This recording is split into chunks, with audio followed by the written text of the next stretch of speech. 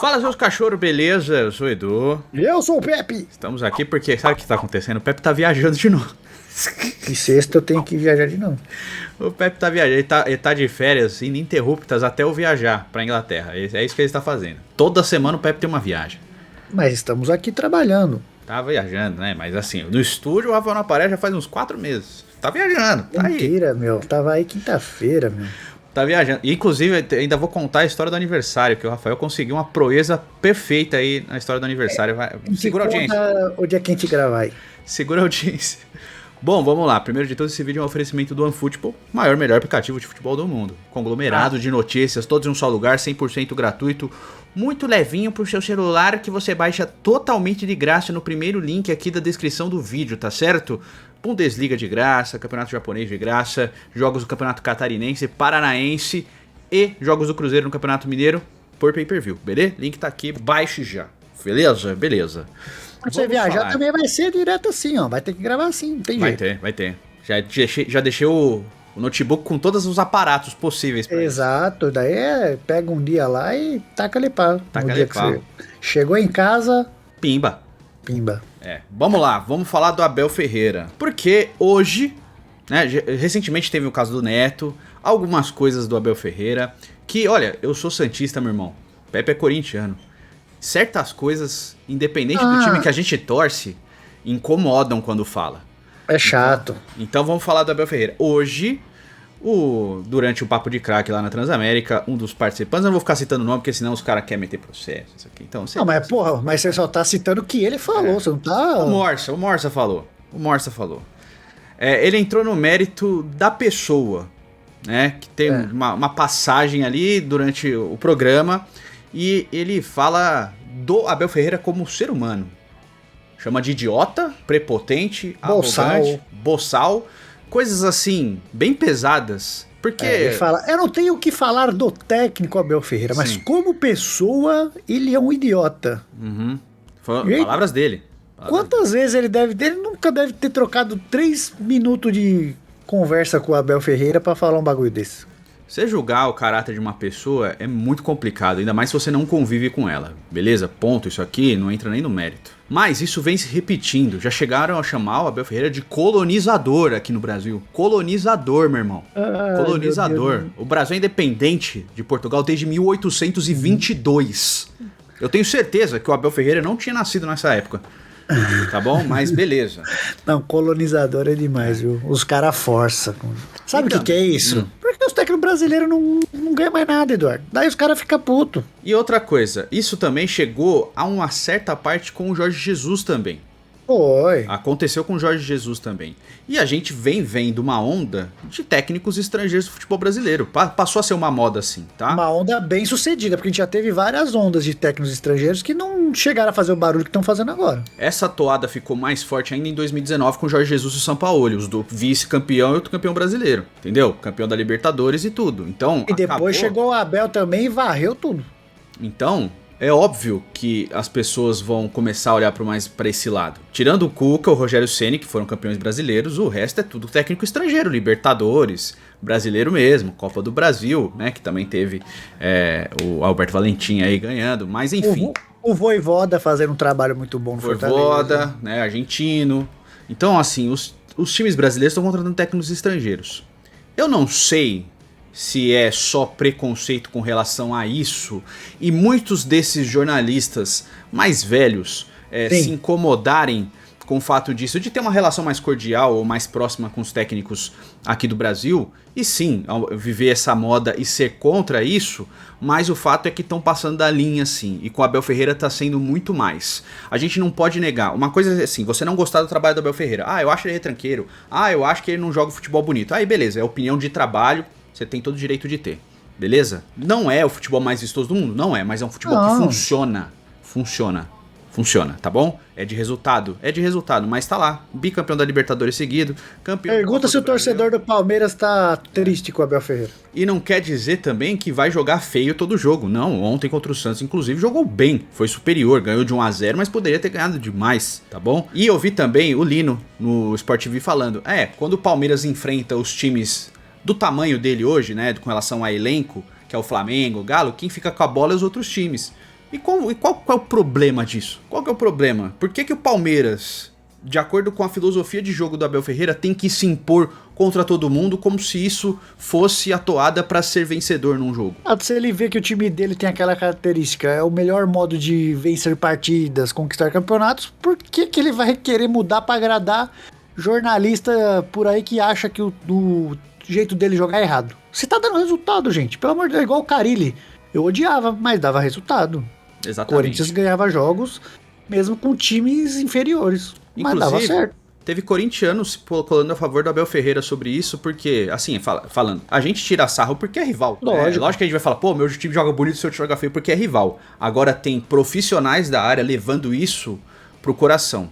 E aí que mora o problema. Porque parece, eu deveria até ser grato, porque esses profissionais jogam cada vez mais o torcedor pra gente, né? Pra assistir a gente. Exato. Porque parece que toda vez agora, na mídia tradicional, em vez de buscar a informação, ou passar a informação e ser relevante de uma certa maneira, eles estão buscando simplesmente a polêmica. Só buscando a polêmica. E a agredir polêmica... os caras, falar alto, xingar...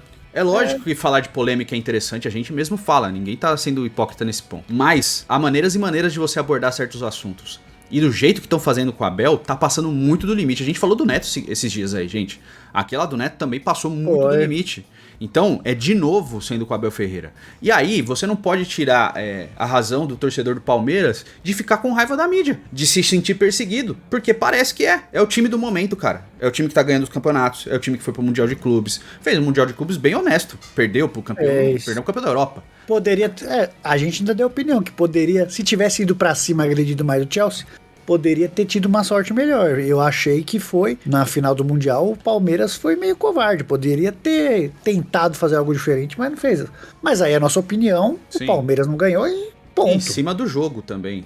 Não tá entrando no mérito da falou, o Abel é isso, o Abel é aquilo. Nossa senhora. E, cara, você começa a perceber uma ruptura entre torcedores e setores de imprensa, e os setores da imprensa se revoltando com a postura dos torcedores, só que não dá pra tirar totalmente a razão do torcedor, cara. Esse tipo de coisa que aconteceu agora é mais um motivo pro torcedor buscar a mídia alternativa. Eu até acho perigoso a gente só buscar a mídia do nosso time, de torcedores do nosso time, porque a gente fica dentro de uma bolha, sabe? Então, eu torço pro Corinthians, eu vou só buscar a mídia corintiana, só quem fala do Corinthians, só que aí você para de perceber a realidade do outro. E isso é ruim, porque você vive só aquilo, parece que só aquilo é realidade, não é assim que as coisas funcionam. Mas eles estão jogando o torcedor contra eles pra ficar vendo essas mídias. Então isso acaba prejudicando o contexto geral das coisas. Eu até tava conversando com o Pepe antes do vídeo. O Muricy Ramalho, por exemplo, que é um baita de um cara, a gente não tá entrando nesse mérito, tá? O Muricy é querido pra caramba, todo mundo gosta, acha gente boa e tal. Mas o Muricy em entrevistas coletivas e respostas pra jornalistas... Batia em jornalista muito mais do que o Abel, ele é mala às vezes. Mas não que ele seja mal educado, nem nada do tipo. Mas malo o Romário também era, o Muricy era, o Felipão. E o Muricy, por exemplo, o Felipão viraram um folclore. Engraçado. Olha só as patadas do Muricy.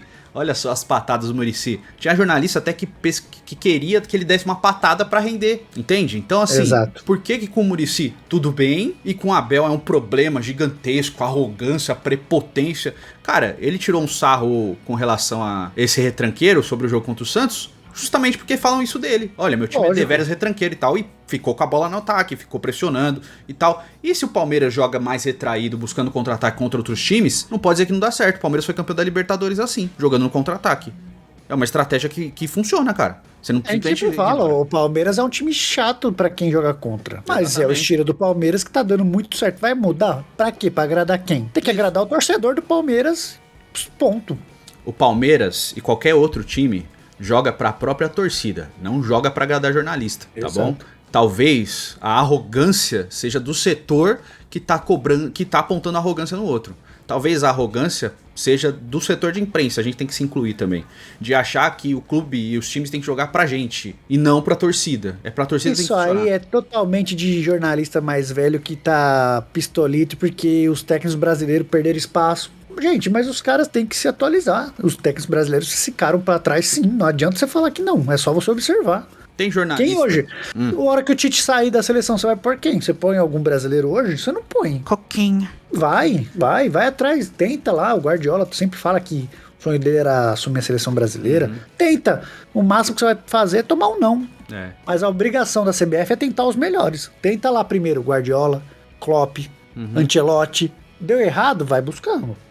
Inclusive, tem, e aí falando do meu time só por um pedaço, tem jornalista santista que pede o Jair Ventura ainda no Santos hoje. O Jair Ventura que tava no último lugar do Campeonato Gaúcho com o Juventude. Que Esse ele é um grande treinador. O cara que é o Jair Ventura é o cara que falava que o Silvinho era perseguido, que ele não entendia, porque todo mundo batia no Silvinho. O Silvinho teve 9 meses de Corinthians, semanas cheias, nunca andava o time, agora o cara tá aí há 10 dias, você já vê evolução em 10 dias. Mesma coisa que a gente falou do Bustos ontem. E aí era desumano falar mal do Silvinho. Mesma coisa do Bustos. O que era desumano do Silvinho era tipo o Marcelinho Carioca lá reclamar que a roupa que ele usava e isso, aquilo. Isso não tem nada a ver com futebol. Sim. Isso aí, ninguém liga pra isso. A torcida em nenhum momento falou: ai, o Silvinho usa tênis, usa sapato, só o Marcelinho. Só o Marcelinho. E todo mundo criticou.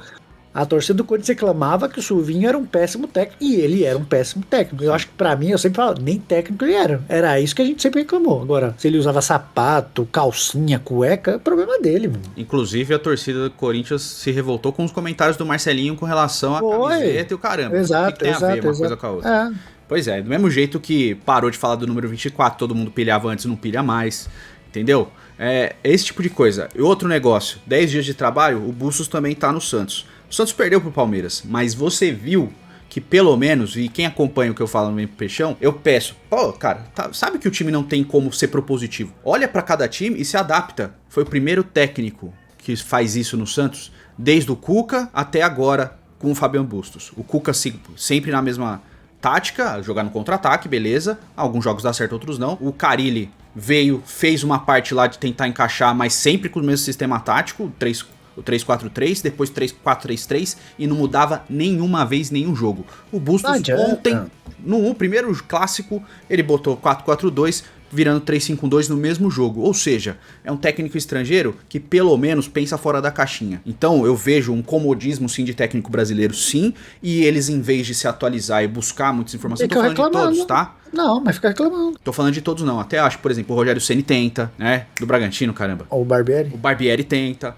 Eles tentam ir mudando, tá bom? Então, assim, não é todo mundo. Mas muitos, sim, se abraçam a essa coisa. Ah, eu já fazia isso e tal. Por que não continua fazendo? O Luxemburgo fazia lá atrás isso aí. O Luxemburgo tinha jogo que era 4-4... Mudava no meio do jogo. 4-4-2, 3-5-2, mudava no meio do jogo. No intervalo, no meio do jogo. Parou de fazer. Por quê? Entendeu? Então, assim, se é ficar nesse comodismo e achar que tudo que vem de fora é uma bosta e vai ser uma porcaria e a gente tá perdendo espaço e não sei o quê. Porque a gente não precisa de técnicos estrangeiros, tem muitos técnicos bons no Brasil, tem os caras que temos Diniz, temos Roger Machado. Só que a hora que você fala, você quer esses caras no seu time? Você fala, não, então, não assim, quero. O técnico brasileiro precisa se atualizar também. Até acho que considero o Diniz um cara que estuda bastante. Mas ele também se prendeu às próprias convicções e ficou sempre no mesmo sistema o tempo inteiro. No momento que ele foi melhor no São Paulo foi quando ele quis dar uma equilibrada. Exato. Quando ele começou a ouvir um pouco mais e abriu um pouco mão das convicções dele, o São Paulo deu uma engrenada. Quando ele voltou, deu ruim. Então é isso. Eu acho que passam muito do ponto com o Abel, sim. A gente acabou descambando para outros técnicos também. Mas eu acho que a comparação melhor de todas é... Por que com o Muricy tudo certo, engraçado, folclórico, e com o Abel um baita de um problema e etc. Então, assim, precisa de um pouco de análise, autoanálise também de quem faz parte da imprensa, de ficar só tacando pedra no técnico que não tem necessidade nenhuma. Inclusive, entrar no mérito do caráter e da índole da pessoa, porque isso é um absurdo mesmo. E outra coisa também, os caras acharam um exagero tanto de técnico estrangeiro que tem no Brasil. Todas as ligas, grandes ligas da Europa, tem trocentos mil técnicos estrangeiros, não é só técnico, a maioria não é técnico do país que tá lá, pô. Sim. Na Espanha é só técnico espanhol, na Inglaterra é só técnico inglês. Cara, isso é bom pro futebol de todos os lugares, essa mescla, pô. Pois é. Essa miscigenação, Eduardo. Exatamente. Bom, é isso, tá? Eu quero saber sua opinião. Diz aí nos comentários. Faz o cucocô, o que você achou, tá bom? Curta, comente e compartilhe esse vídeo, é muito importante. Tamo tá junto. Bom? Até o próximo vídeo. Fiquem com Deus. Um beijo, um queijo, até logo. Bora, Eduardo, tem o jogo da discórdia hoje, meu. Eita, nós.